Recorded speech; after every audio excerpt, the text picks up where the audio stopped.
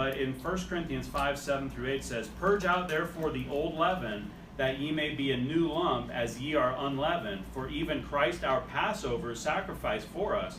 Therefore let us keep the feast, not with old leaven, neither with the leaven of malice and wickedness, but with the unleavened bread of sincerity and truth." And what you'll find in the Bible, leaven is associated with sin. Okay? Remember, Jesus said, beware the leaven of the Pharisees, the false doctrine of the Pharisees.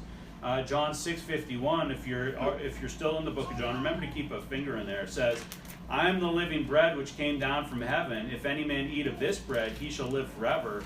And the bread that I will give is my flesh, and I will give for the life of the world." So we see Jesus referring to himself as a living bread. And you know what? He's unleavened bread because he's without sin.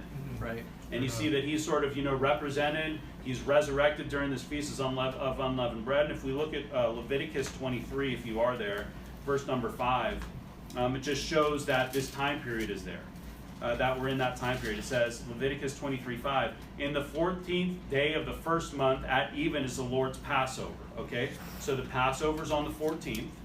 "And on the 15th day of the same month is a feast of unleavened bread unto the Lord. 7 days ye must eat unleavened bread." So you can see that feast, that week of feast week, starts the day after. So I think that's pretty interesting there.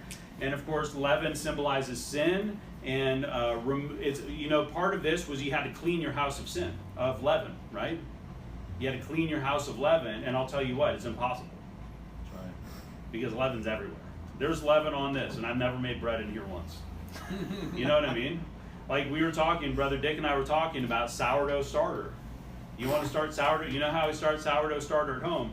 I take flour and I mix it with water and I put it in the kitchen and I let it sit there. And what happens? Natural leaven that occurs in the air just falls in there, and after a period of time, a week or two, you've got sourdough starter. You've got a very concentrated leavening right there. So basically, leaven is all around us, and you cannot clean it from your house no matter how hard you try. And that symbolizes, you think about this, at the time they were trying to clean out all this leaven, and they're like, man, we can never clean out all the leaven, because no matter how hard we try, we'll never get the sin out of our life. Right. And it's only through Jesus Christ that we can actually have that sin forgiven. And there's symbology there of the living bread, which is Jesus Christ. Amen.